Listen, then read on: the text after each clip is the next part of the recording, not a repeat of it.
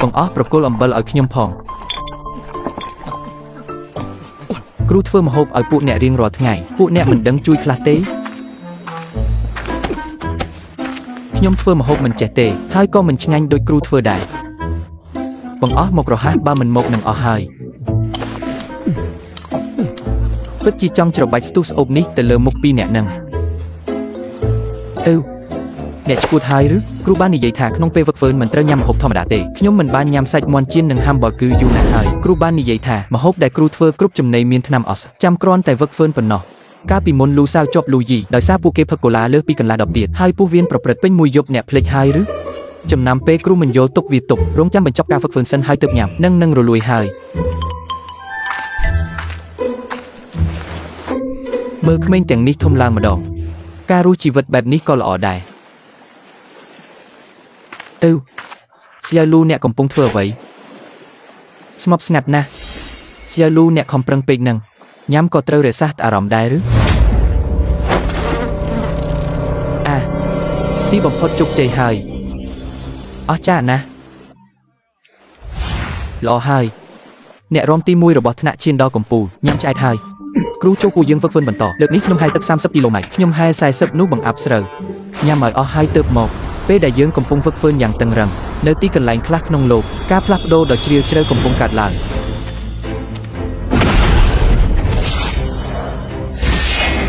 ផ្ទៃមេឃបានប្រេះហើយ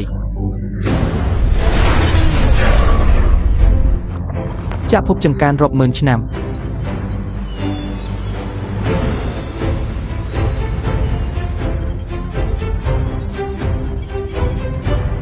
កាយចាក់ភពស្ថិតក្នុងគ្រោះថ្នាក់ស្នើបើកដំណើរការអ្នកល្អបំផុតនៃថ្នាក់ខ្ពស់ជាងគេយកព្រមបើកដំណើរការ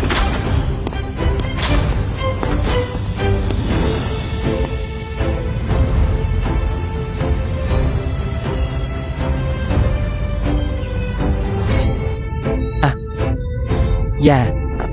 នឹងជាអារម្មណ៍នៃការទាញខេចូលខ្លួនមែនទេស្រណុកណាស់ហា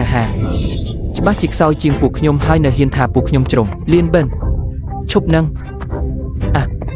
នឹងហើយជាទេពកោសល្យពិសេសល្អបែបនឹងក៏ទៅខ្ញុំក៏ចង់ទាញខេចូលខ្លួនដែរសៀលូជាមនុស្សទី1ក្នុងថ្នាក់ដែលចូលដំណាក់ខែដំបូងបន្ទាប់គឺវូម៉ាំងឆេជាប្រធានថ្នាក់ដ៏គួរឲ្យខ្ពើមបំផុតគឺត្រូវចែករំលែកជាមួយគូប្រជែងនឹងក្នុងពេលតែមួយពិន្ទុតែមួយគោលដៅតែមួយពិតជាអំពើខ្មាស់អៀនអ្វីបើប្រធានថ្នាក់មានទេពកោសល្យខ្ពស់ជាងខ្ញុំប៉ុន្តែការយល់ដឹងរបស់គាត់ចំពោះបច្ចេកទេសនៅខ្វះខាតក្រដងហេតុអ្វីបច្ចេកទេសថាយើងម៉ៃបលពិបាករៀនម្លេះគ្រូមករកូនផងគ្រូនឹងជាផ្លែឈើដែលខ្ញុំឲ្យគ្រូសាផ្ញើមកចុះមានអ្វីចង់និយាយចង់ដោះស្រាយចំណុចណាគ្រូឆ្លាតវៃណាស់ឈប់លើកដំកើងខៃយើងម៉ៃបឺហ៊ូសម័យពេកហើយតើគ្រូមានបច្ចេកទេសផ្សេងទៀតដែលស្រដៀងគ្នាទេអ្នកអូយកទៅប្រើចំហាយទឹកដើម្បីជំរុញខ្ញានឲ្យអណ្ដែតដីដូចម្ដេចនឹងជាយាយែនឈីវល្បិចជាខ្ញានហោះជាមួយវាពួកអ្នកអាចហោះបានហើយយាយែនឈីវហោះនៅមានរបស់ល្បិចច្រើនណាស់ទៀតឈប់មិនអាចប្រញាប់ប្រញាល់បានទេខ្ញុំត្រូវរៀនថាយើងម៉ៃបឺជាមុនក្រដមហើយអ្វីបច្ចេកទេសនេះពិបាករៀនបែបនេះខ្ញុំក៏ចង់រៀនយាយែនឈីវដែរឈ្នឿលើខ្ញានហើយហោះប្រយ័ត្នហោះខ្ពស់ពេកប្រយ័ត្នធ្លាក់ពួកអ្នកឈប់ច្រងចែងសៀលូឲ្យខ្ញុំបានមើលផងទោះបីជាការហ្វឹកហ្វឺនពិបាកប៉ុន្តែមិននឹកស្មានថាបន្ទាប់ពីចូលដំណាក់ថៃនឹងសប្បាយបែបនេះពេលដែលថៃនៅក្នុងខ្លួនអ្នកអាចប្រើបច្ចេកទេសប្លែកជាច្រើនមិនត្រឹមតែប៉ុណ្ណឹងបន្ទាប់ពីវឹកខេក្រៅពីទេពកោសល្យឲ្យបុគ្គលក៏មានទេពកោសល្យឲ្យក្រុមដែររៀងរាល់ថ្ងៃពេលគ្រូបង្រៀនការប្រើបច្ចេកទេសគ្រូក៏បង្រៀនការដាក់ហ្គេនហ្វាផ្សេងហ្គេនហ្វានន័យថាដោយផ្អែកលើទីតាំងខៃក្នុងធម្មជាតិដាក់ចំណាត់ថ្នាក់បដូរចំណោទនិងលំដាប់របស់វាដើម្បីទទួលបានអំណាចបដូររដូវវស្សាដាក់ខុសបើអ្នកដាក់ខុសទៀតខ្ញុំវាម្ដងទៀតយកហើយហាអ្នកសាច់អ្វីអ្នកក៏ដូចគ្នាដែរពេលបញ្ចេញហ្គេនវ៉ាត្រូវចាំមិនត្រូវដាក់ហ្គេងថេខុសប្រសិនបើហ្គេងថៃដាក់ខុសនឹងត្រូវវាបត់ដូច្នេះពួកអ្នកគ្រប់គ្នាត្រូវប្រុងប្រយ័ត្ន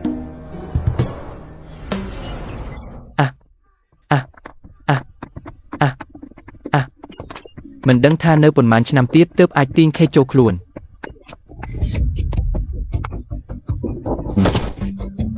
គ្រូចាំងគឺស្នឹងដួលសន្លប់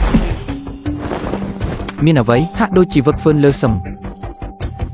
ការវឹកហ្វឺនខ្ញុំធ្វើឲ្យក្រុមគ្រប់ចំណុចស្ថិតក្នុងដែនកំណត់ដូច្នេះគាត់ប្រហែលវឹកដោយស្ងាត់ស្ងៀមក្នុងពេលទំនេរពួកអ្នកដើរវឹកហ្វឺនបន្តប្រសើរជាងមុនហើយឬហេតុអ្វីមិនធ្វើតាមវិធីវឹកហ្វឺនដែលគ្រូណែនាំហើយវឹកបន្ថែមដោយស្ងាត់ខ្ញុំវឹកហ្វឺនប្រហែល2ឆ្នាំហើយដកខ្សោយជាងគេក្នុងថ្នាក់ក៏ស្ថិតក្នុងដំណាក់ Wuji ពាក់កណ្ដាលខណៈដែលខ្ញុំនៅស្ថិតក្នុងដំណាក់ Wuji ដំបូងខ្ញុំមិនចង់ក្រោយជាងពួកគេក៏ត្រូវមានសម្ដែង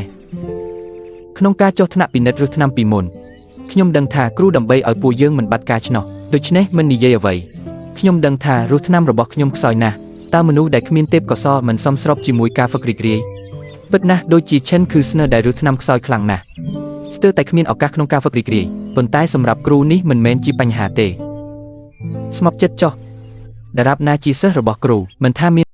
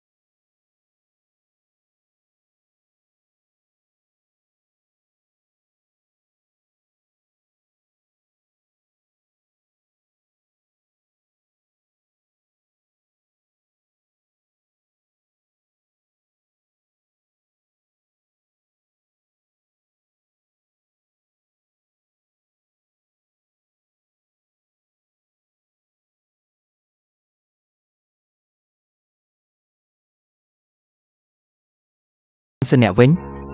ខ្ញុំថិតលើខម្ចាស់ដើរទៀត